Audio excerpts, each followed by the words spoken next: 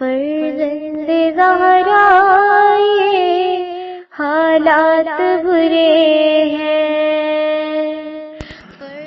کاشانہ بصیرت ایک ایسا مکمل یوٹیوب چینل جس پر محروم بصارت کے لیے بالخصوص اور تمام افراد کے لیے بالعموم سینکڑوں کی تعداد میں اسلامی کتب دستیاب ہیں۔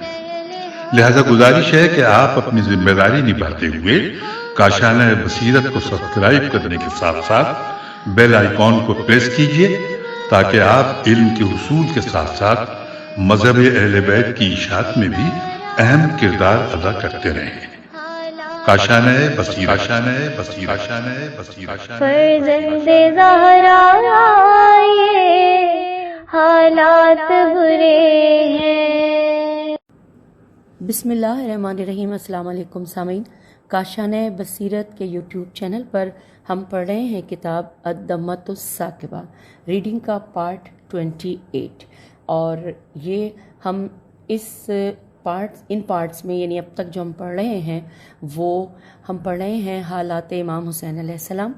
پچھلی نشست میں ہم نے ریڈنگ کے جس مین چیپٹر کو پڑھنے کا آغاز کیا تھا اس کا عنوان دربار یزید کے معروف واقعات، چند واقعات ہم پڑھ چکے، اور اب ہم اس نشست میں پڑھنے جا رہے ہیں۔ عنوان ہے جاسلیق دربار یزید میں۔ لکھا ہے مقتل ابو مخنف کتاب میں سہل سے مروی ہے، سین ہے لام سے مروی ہے کہ یزید تخت پر بیٹھا تھا، سر مظلوم اس کے سامنے سونے کے تشت میں رکھا تھا، اور وہ دندان مبارک اور لوحۂ مقدس کے ساتھ چھڑی سے کھیل رہا تھا۔ سیاہ پوش جاسلیق نصرانی عصا کا سہارا لیے ہوئے آہستہ آہستہ چلتا ہوا آیا۔ سن رسیدگی نے جاسلیق کو کمزور کر رکھا تھا۔ یزید کے سامنے کھڑے ہو کر تشت میں رکھے ہوئے سر کی طرف اشارہ کر کے پوچھا کہ یہ کس کا سر ہے؟ یزید نے کہا حسین ابن علی علیہ السلام ابن ابی طالب علیہ السلام کا سر ہے۔ جاسلیق نے پوچھا اس کی والدہ کا کیا نام ہے؟ یزید نے کہا فاطمہ بنت محمد رسول اللہ صلی اللہ علیہ وآلہ وسلم۔ جاسلیق نے کہا اسے کس نے قتل کیا؟ یزید نے کہا میرے عراق کے گورنر عبید اللہ ابن زیاد نے قتل کیا ہے۔ جاسلیق نے کہا اس نے اپنی مرضی سے قتل کیا ہے یا تیرے حکم سے؟ تو یزید نے کہا میرے حکم سے۔ جاسلیق نے پوچھا تو نے اس کے قتل کا حکم کس جرم کی پاداش میں دیا تھا؟ تو یزید نے کہا کہ میری بیعت سے انکار کرتا تھا۔ جاسلیق نے کہا کہ خدا کے لیے اب بھی اس سر کو یہاں سے اٹھا کر اس کا احترام کر، تو تباہ ہو چکا ہے۔ میں صرف تجھے یہی اطلاع دینے آیا تھا۔ میں ابھی سو رہا تھا کہ میں نے خواب میں آسمان کی طرف سے زمین پر ایک بہت بڑے دھماکے کی آواز سنی۔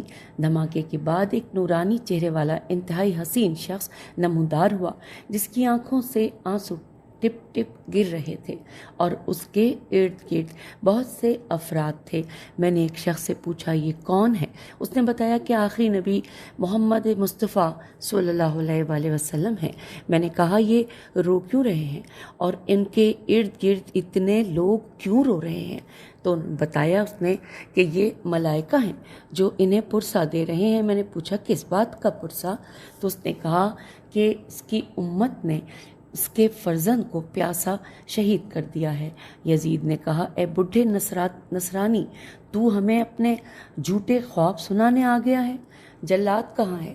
جلاد حاضر ہو گیا۔ یزید نے کہا کوڑوں سے اس کی مرمت کرو۔ حکم ملتے ہی جلاد نے کوڑے برسانے شروع کر دیے۔ جاسلیق نے کہا اے ابو عبداللہ، اپنے نانا کے سامنے گواہی دینا کہ میں کلمہ اسلام پڑھ رہا ہوں، اشہد ان لا الہ الا اللہ واشہد ان محمد رسول اللہ واشہد ان علی ولی اللہ۔ یزید اس کا کلمہ سن کر اور بپھر گیا اور جلاد سے کہا کہ اور کوڑے مارو۔ جاسلیق نے کہا یزید تو مار یا نہ مار، مجھے اپنے مجھے اپنا انجام نظر آ گیا ہے۔ یہ میرے سامنے سید الانبیاء کھڑے ہیں اور ان کے ہاتھ میں جنت کا لباس اور تاج ہے، اور مجھے فرما رہے ہیں کہ جلدی آئیں، تیرے انتظار میں ہوں، یہ لباس تیرے لیے ہیں۔ سہل کہتا ہے یہ کہتے ہی جا سلیق واصل بحق ہو گیا۔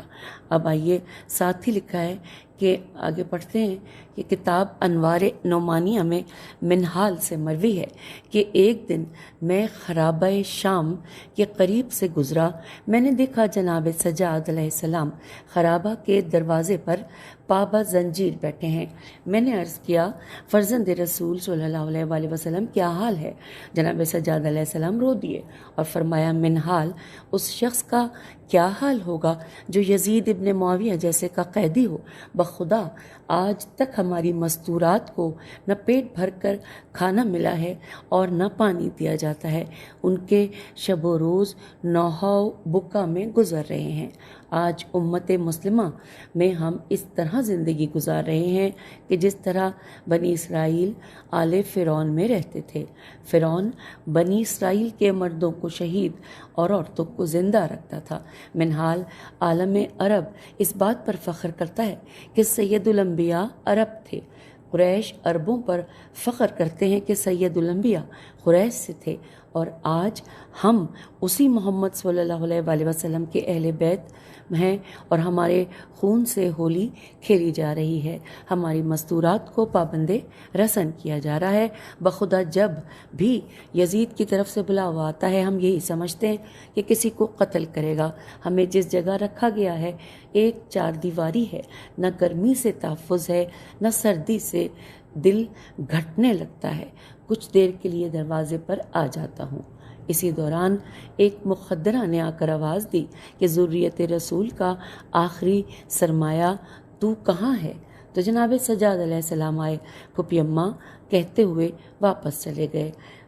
کتاب بہار میں ہے کہ یزید جناب سجاد علیہ السلام کو قتل کرنے کا بہانہ تلاش کرتا تھا، انتہائی دل خراش اور سنگ دلانہ باتیں کرتا تھا تاکہ جناب سجاد علیہ السلام جواب میں ایسی بات کہہ دیں کہ جس سے ان کے قتل کا جواز پیدا ہو جائے، لیکن جناب سجاد علیہ السلام نے کبھی بھی یزید کو ایسا موقع فراہم نہ کیا۔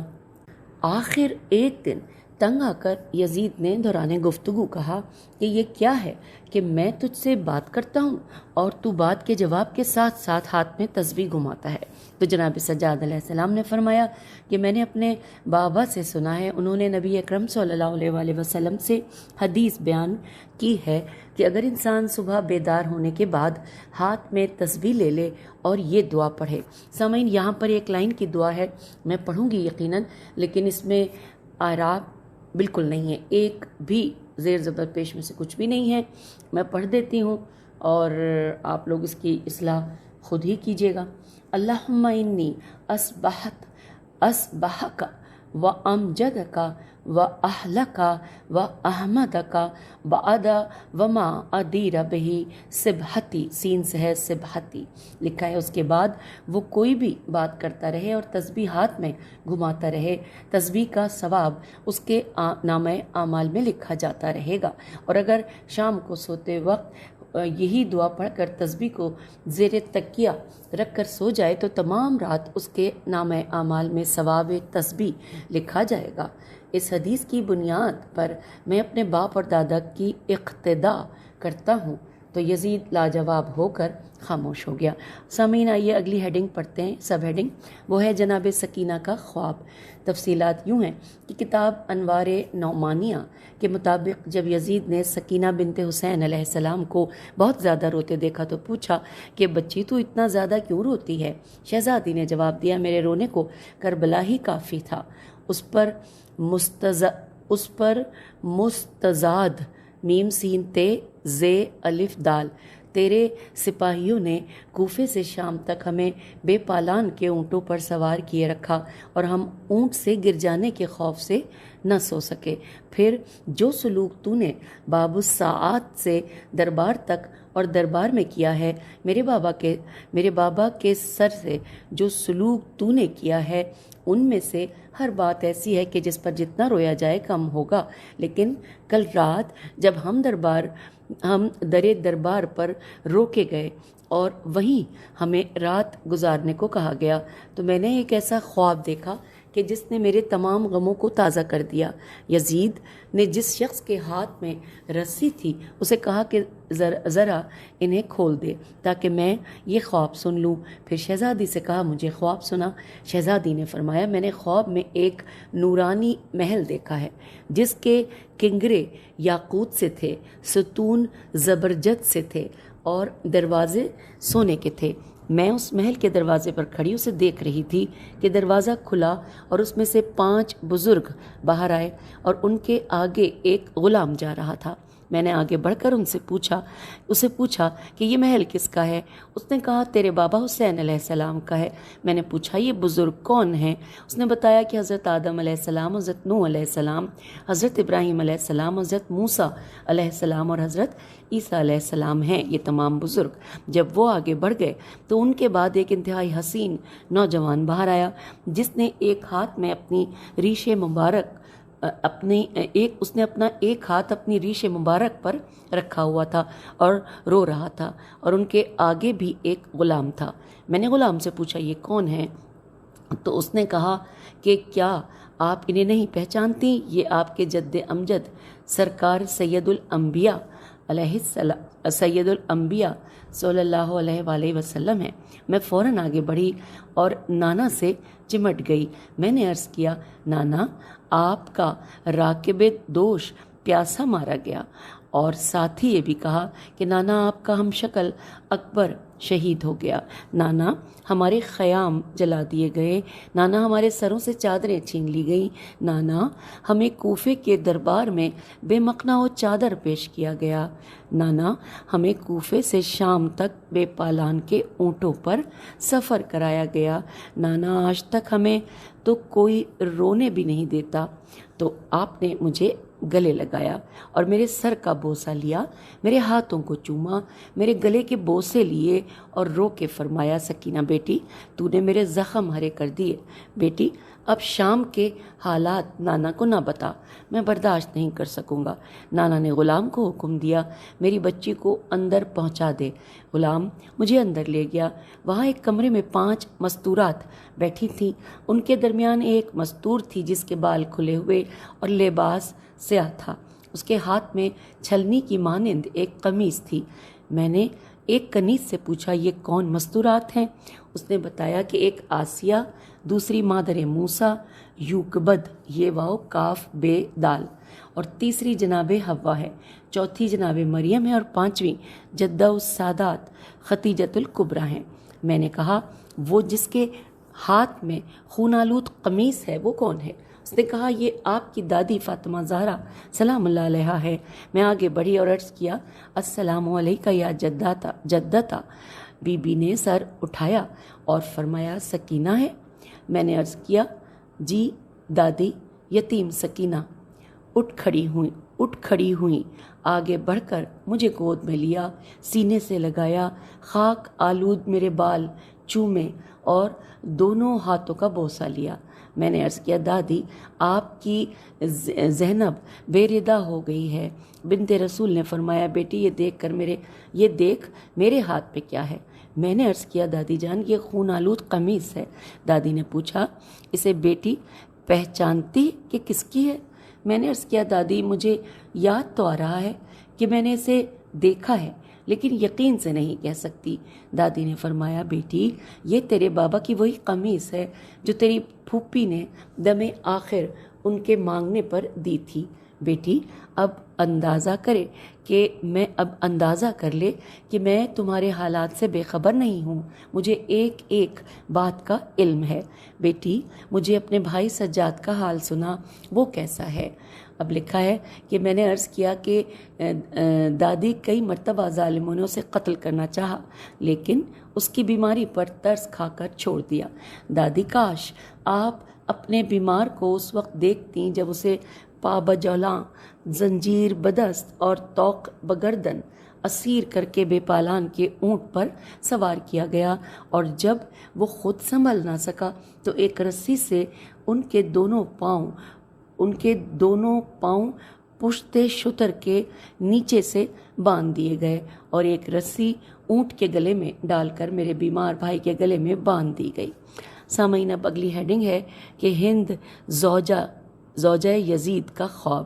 لکھا ہے کتاب منتخب میں ہے کہ جب آل محمد علیہ السلام کو زندان شام میں اتنی مدت گزر گئی کہ جس میں گرمی اور سردی کی شدت نے ان کے چہروں کے رنگ بدل ڈالے، تو ایک رات زوجہ یزید ہند نے عالم خواب میں دیکھا کہ آسمان کے دروازے کھل گئے اور ملائکہ گروہ در گروہ آسمان سے اتر کر سر مظلوم کے قریب آتے ہیں اور کہتے ہیں السلام علیکہ یا ابا عبداللہ، السلام علیکہ یا ابن رسول اللہ۔ تو اسی دوران آسمان سے ایک بادل اترا جس سے کئی حسین و جمیل افراد باہر آئے۔ ان میں سے ایک آگے بڑھا، سر مظلوم کو اٹھایا، سینے سے لگایا، زخمی لبوں اور شکستہ دانتوں کا بوسہ لیا اور فرمایا، بیٹا میں تیرا نانا مصطفیٰ ہوں، یہ بابا علی مرتضیٰ ہیں، اور یہ تیرا بھائی حسن مجتبیٰ ہے، اور یہ تیرا چچا جعفر ہے، اور یہ عقیل ہے، اور یہ حمزہ ہے۔ ہند کہتی ہے کہ یہ دیکھ کر میں گھبرا گئی، میں پریشان ہو کر اٹھی، دیکھا تو ہمارے دروازے پر آویزاں سر مظلوم سے نور کی کرنیں پھوٹ رہی تھی۔ میں یزید کی تلاش میں کمروں میں پھرنے لگی۔ میں ایک کمرے میں آئی، دیکھا تو یزید تاریکی میں دو زانوں بیٹھا ہوا حیران پریشان ادھر ادھر دیکھ رہا تھا۔ مجھے دیکھ کر گھبرا گیا۔ میں نے اسے اپنا خواب سنایا۔ کہنے لگا، بس اب میں تھک گیا ہوں، کل آل محمد کو واپس بھیجتا ہوں۔ پھر صبح کو یزید نے جناب سجاد علیہ السلام کو بلا کر بتایا، تو جناب سجاد علیہ السلام نے فرمایا کہ میں شریکت الحسین کو جا کر بتاتا ہوں، پھر جو حکم وہ دیں گی میں تجھے بتا دوں گا۔ ثانیہ زہرا سلام اللہ علیہ نے فرمایا کہ یزید سے کہہ دو کہ یوم عاشور سے آج تک ہمارے رونے پر پابندی تھی، جب تک ہمیں آزادی سے رونے نہیں دیا جائے گا ہم یہاں سے نہیں جائیں گے۔ ہمیں ایک علیحدہ مکان دیا جائے، تمام خواتین شام کو ہمارے پاس آنے کی اجازت دی جائے، خواتین کو ہمیں سیاہ لباس دیے جائیں، اور 7 دن تک ہم ماتم بھی کریں گے۔ یزید نے تمام مطالبات پورے کیے۔ شام کی ہر مسلم اور غیر مسلم خاتون نے سیاہ لباس پہن کر زہرا زادیوں کو 7 دن تک مسلسل پرسہ دیا۔ شیبے لکھا شین عین بے چھوٹی شیبی سے روایت ہے کہ یزید کی ایک بہن بھی تھی جس کا نام ہند تھا۔ جب اموی عورتوں کے اصرار پر دختران زہرا سلام اللہ علیہ کو خانہ یزید میں لے جایا گیا تو خواہر یزید ہند نے کہا کہ تم میں سے ام کلثوم زینب بنت علی کون ہے؟ تو دختر زہرا سلام اللہ علیہ نے فرمایا کہ امام زکی، ہماری متقی امیر المومنین علی، جس کی اطاعت کو اللہ نے اپنی اور اپنے نبی کی اطاعت کے ساتھ واجب قرار دیا ہے، جس کی نافرمانی کو اللہ نے اپنی نافرمانی فرمایا ہے، جس کی ولایت اللہ نے شہری اور دیہاتی پر واجب قرار دی ہے، جس نے اپنے ہر مد مقابل کو جہنم رسید کیا، جس کے سر اللہ نے ہمیشہ فتح کا صحرا سجایا، اور جس نے لات منات اور حبل ہے یا ہے بے لام ہے کے ٹکڑے کیے، اور اس کی بیٹی ام کلثوم زینب ہوں۔ تو ہند خواہر یزید نے کہا کہ اے ام کلثوم، یہی وہ باتیں تھیں کہ جن کی وجہ سے تمہارا مواخذہ کیا گیا، وہی انتقام تھے جو تم سے لیے گئے اور تمہاری توہین کی گئی۔ اے بنی عبد المطلب، تمہارا کیا خیال ہے کہ ہمیں ربیعہ، عتبہ اور ابو جہل جیسے رؤسائے مکہ کے خون بھول گئے تھے؟ کیا جنگ بدر میں تیرے باپ نے جو کچھ کیا تھا بھلا ہم اسے بھول سکتے تھے؟ تو جناب ام کلثوم زینب نے فرمایا، اے بدترین اولاد کی بدترین ماں اور جگر خوار ماں کی بیٹی، یقیناً تجھے یہ معلوم ہوگا کہ بنی ہاشم کی کوئی بھی مستور تمہاری طرح بد کرداری میں شہرت نہیں رکھتی، اور نہ ہی ہمارے مرد تمہارے مردوں کی طرح اپنے ہاتھ سے تراشے ہوئے بتوں کے سامنے بیٹھ کر ہاتھ جوڑتے ہیں۔ پھر لکھا ہے کہ کیا ابو سفیان تیرا ہی دادا نہ تھا کہ جس نے حضور صلی اللہ علیہ وآلہ وسلم کے خلاف قدم قدم پر آتش جنگ سلگائی؟ کیا وہ تیری ماں نہ تھی کہ جس نے اسد اللہ کو قتل کے عوض اپنے کو ایک وحشی غلام کے سپرد کر دیا تھا؟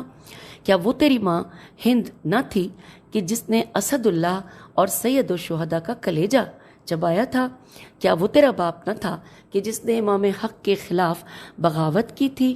کیا یہ تیرا بھائی نہیں ہے جس نے راکب دوش نبی کو 3 دن کا پیاسا شہید کیا ہے؟ یاد رکھ، آج دنیا میں جتنا بھی تمہارے پاس سے آخرت میں اس کی ایک دوبارہ پڑھتے ہیں کہ یاد رکھ، آج دنیا میں جتنا بھی تمہارے پاس ہے آخرت میں اس کی ایک رتی بھی تمہارے پاس نہ ہوگی۔ ہند اپنا سا منہ لے کر رہ گئی اور کوئی جواب نہ دے سکی۔ سامعین، اگلی ہیڈنگ ہے عاتقہ بنت یزید۔ آئیے پڑھتے ہیں۔ لکھا ہے خواہر یزید کے بعد یزید کی بیٹی عاتقہ عین الف تے کاف ہے۔ عاتقہ نے کہا کہ فاطمہ بنت حسین علیہ السلام کون ہے؟ تو جناب فاطمہ نے فرمایا، میں اس مظلوم باپ کی بیٹی ہوں کہ جس سے بدر و حنین کے کفار کا بدلہ لیا گیا ہے۔ آج تم ہمارا مذاق اڑاتی ہو اور ہماری اس حالت پر خوش ہوتی ہو کہ اور میں اہل بیت رسول سے ہوں۔ میرا دادا علی تھا جس سے کائنات عالم کا ہر ذی روح واقف ہے۔ بھلا بتا تو کون ہے؟ تو عاتقہ نے کہا کہ میں یزید جیسے صاحب عزت اور ذی حشمت باپ کی بیٹی ہوں۔ جناب فاطمہ نے فرمایا، ذرا انجام دیکھ، یہ دنیا آزمائش کا گھر ہے، آخرت آرام و سکون کا مقام ہے۔ بھلا تم ہمارا مقابلہ کر سکتے ہو؟ کیا وہ تیرا باپ نہیں جو آل محمد کے قتل پر جشن منا رہا ہے؟ کیا وہ تیری ماں نہ تھی کہ جو اپنے غلاموں کا طواف کیا کرتی تھی؟ تم پر اللہ کی لعنت ہو۔ ہم اہل بیت احقاف ہیں، الف ہے قاف الف فے، اور ہمارے مرد ساکن اعراف ہیں، الف عین رے الف فے۔ ہم ذریت عبد مناف ہیں، میم نون الف فے۔ عاتقہ ایسے خاموش ہوئی جیسے اس کے گلے میں ہڈی پھنس گئی ہو۔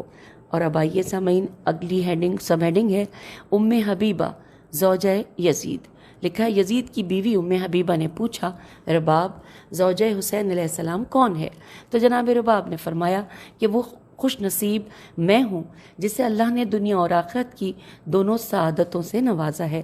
دنیا میں بادشاہ باپ کی بیٹی اور سید شباب اہل جنت کی زوجہ ہوں، اور آخرت میں بھی اپنے آقا کے ساتھ رہوں گی۔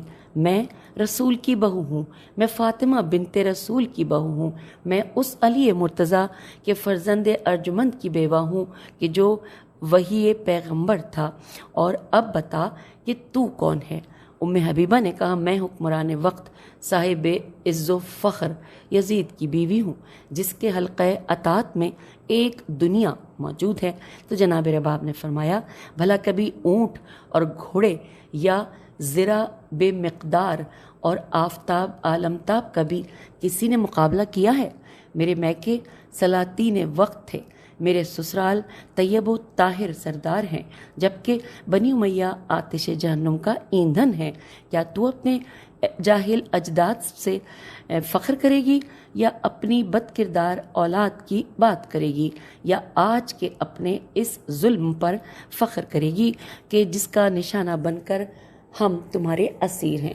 اور اس طرح ام حبیبہ لاجواب ہو کر چپ ہو گئی۔ اور اب سامعین، یہاں پر ایک بڑی ہیڈنگ آ گئی کہ لکھا ہے کہ اسیران آل محمد کی رہائی۔ آئیے اس حوالے سے تفصیلات مل کر پڑھتے ہیں۔ لکھا ہے کہ شین عین بے چھوٹی ہے، شعبی کے مطابق اسیران آل محمد صلی اللہ علیہ وآلہ وسلم جس خرابے میں مقیم تھے اس پر اگرچہ یزید نے پہرے دار بٹھا رکھے تھے اور وہ کسی کو قریب نہیں بھٹکنے دیتے تھے، مگر اس کے باوجود کسی نہ کسی کو جناب سجاد علیہ السلام سے بات کرنے کا موقع مل ہی جاتا تھا، چونکہ یزید روز اول ہی سے اب بوکھلا گیا تھا، اور اسی بوکھلاہٹ میں اس نے وقفے سے اپنے کئی افراد کو بھی موت کے گھاٹ اتار دیا تھا، اور کچھ کچھ غیر مسلم افراد دربار میں سر مظلوم کی مظلومیت اور بعض خواب میں حقیقت حال سے مطلع ہو کر آتے اور یزید کو ملامت کرتے۔ یزید ان کے قتل کا حکم دے دیتا۔ پہلے اس نے ایک بوڑھے شامی کو قتل کیا، پھر اپنی ایک کنیز کو قتل کیا اور اس کے بعد ایک رومی کو قتل کیا۔ رومی کے بعد عبد الوہاب کو قتل کیا۔ عبد الوہاب کے بعد جاثلیق کو کوڑے مروائے۔ یہ قتل ایک دن میں نہیں ہوئے بلکہ آل محمد کے شام آنے کے بعد اور رہائی سے پہلے ہوئے ہیں۔ ان مقتولین کے ورثاء یزید کے خلاف ہوتے چلے گئے اور یزید جس چیز سے ڈر کر قتل کر رہا تھا وہی خطرہ بڑھتا چلا گیا۔ رفتہ رفتہ شامی عوام کچھ مقتولین کے ورثے سے حالات سن کر ورثاء سے ہوگا، یہاں پہ میرے خیال لکھنے میں غلطی ہوئی ہے، مقتولین کے ورثاء سے حالات سن کر جناب سجاد علیہ السلام سے داستان مظلومیت سن کر کچھ مدینے سے آنے والوں سے اطلاع پا کر اور کچھ کوفے سے آنے والوں سے حالات معلوم کر کے یزید کے مخالف ہوتے چلے گئے۔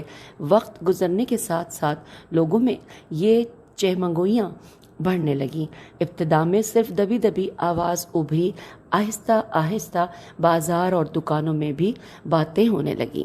یزید بھی ان حالات سے مطلع ہوتا رہا کہ قتل فرزند رسول صلی اللہ علیہ وآلہ وسلم کا پول جیسے جیسے کھل رہا ہے ویسے ویسے لوگوں میں نفرت بڑھ رہی ہے۔ چنانچہ یزید نے قرآن کریم کے پارے علیحدہ علیحدہ لکھوائے اور مسجد میں آنے والے جب نماز سے فارغ ہو جاتے تھے تو ہر ایک کے سامنے ایک پارہ رکھ دیا جاتا تھا اور انہیں حکماً تلاوت قرآن پر مجبور کیا جاتا تھا اور دوسری کسی قسم کی بات پر پابندی عائد کر دی جاتی تھی۔ لیکن یزید کا یہ حربہ کامیاب نہ رہا اور لوگ قرآن ہاتھ میں لے کر واقعہ کربلا پر تبصرہ شروع کر دیتے تھے۔ یزید کو اطلاع ملی کہ اگر آل محمد یوں ہی شام میں رہے تو ایک دن شام میں انقلاب آ جائے گا۔ عراق میں حالات کشیدہ ہو چکے ہیں۔ اطلاعات مسلسل خلاف توقع آ رہی تھیں۔ مختار یا سارات الحسین کے نعرے پر لوگوں کو جمع کر رہا تھا۔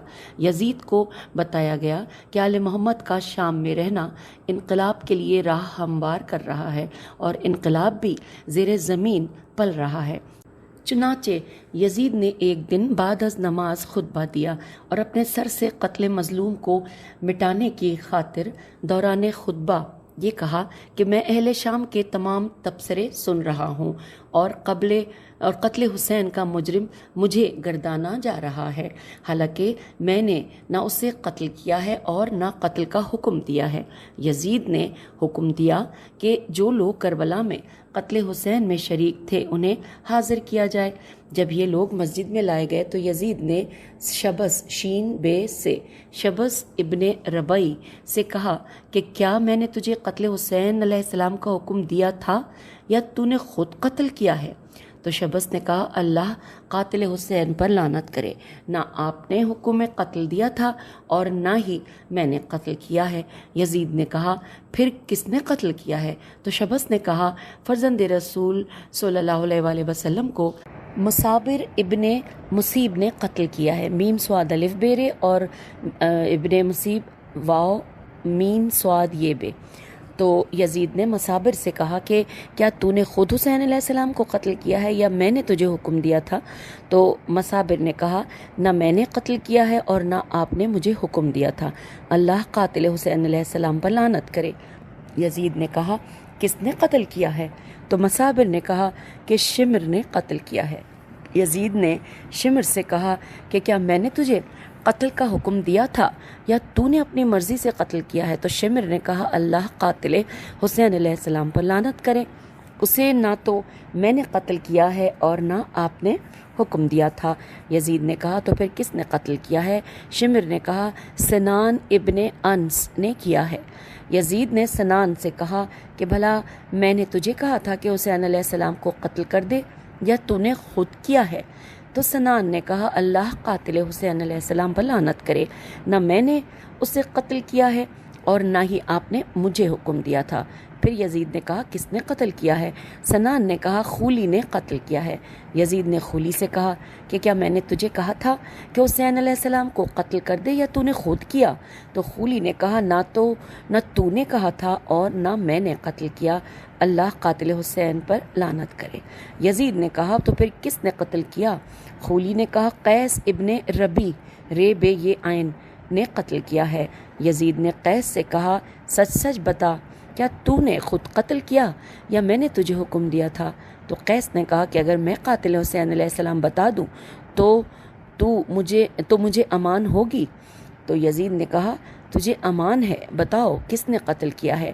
قیس نے کہا وہی قاتل حسین علیہ السلام ہے جس نے حسین علیہ السلام سے جنگ کی خاطر یکے بعد دیگرے شام سے لشکر بھیجے اور قتل حسین علیہ السلام کی خاطر بیت المال سے بے دریغ روپیہ خرچ کیا۔ تو یزید نے کہا وہ کون ہے؟ قیس نے کہا وہ یزید ابن معاویہ ہے۔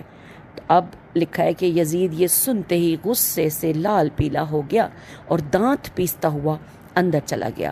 کافی دیر کے بعد باہر آیا، جناب سجاد علیہ السلام کو بلایا اور کہا کہ آج سے تم آزاد ہو، جہاں چاہو جا سکتے ہو، اپنی کوئی سی 3 خواہشات کا اظہار کرو، میں ایک ضرور پوری کروں گا۔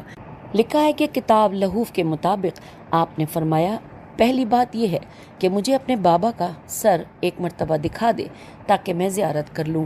یزید نے کہا یہ ناممکن ہے، سر مظلوم زیر تشت میں رومال سے ڈھکا ہوا تھا۔ رومال بلند ہوا اور سر سے آواز آئی السلام علیکہ یا والدہ، السلام علیکہ یا علی۔ تو جناب سجاد علیہ السلام یہ سنتے ہی دھاڑے مار مار کر رونے لگے اور جواب سلام دے کر عرض کیا بابا جان، آپ کا بیٹا وطن تنہا واپس جا رہا ہے، نانا کے حرم میں جاؤں گا تو کیا کہوں گا؟ میرا آخری سلام قبول کر لیں، خدا حافظ۔ تو امام سجاد نے فرمایا یزید دوسری بات یہ ہے کہ اگر تو نے میرے قتل کا ارادہ کر لیا ہے تو پھر کسی ایسے شخص کو مقرر کرنا کہ جو زہرا زادیوں کو مدینہ پہنچا دے۔ یزید نے کہا یہ کام تو ہی کرے گا۔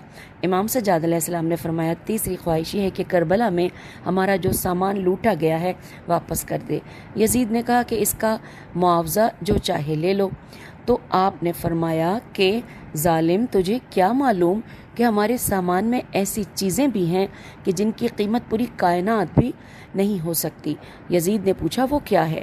آپ نے فرمایا ایک فاطمہ بنت محمد رسول اللہ صلی اللہ علیہ وآلہ وسلم کا چرخہ ہے، دوسرا بنت رسول کا مقنع ہے، تیسرا جناب ختیجہ کا وہ ہار ہے جو اس نے اپنی بیٹی بطول کے لیے حضور صلی اللہ علیہ وآلہ وسلم کو دیا تھا، اور چوتھا مظلوم رسول کی قمیص ہے۔ تو یزید نے تمام مطلوبہ سامان کچھ نقد اضافے کے ساتھ واپس کیا اور آپ نے نقد رقم لے کر وہیں فقرائے شام میں تقسیم کر دی۔ یزید نے بشیر ابن جزلم جیم زے لام میم کو کچھ سپاہی دیے اور حکم دیا کہ آل محمد کو ان کے ساتھ مدینہ پہنچائے۔ سامعین یہاں پر پیج 339 پر آپ سے اجازت چاہتے ہیں کیونکہ اس کے بعد اگلی جو ہیڈنگ آ رہی ہے وہ ہے مدفن سر مظلوم کربلا۔ ہم انشاءاللہ اگلی نشست میں پڑھیں گے، اور کتاب کے صفحات 339 پہ اجازت۔ خدا حافظ، فی امان اللہ۔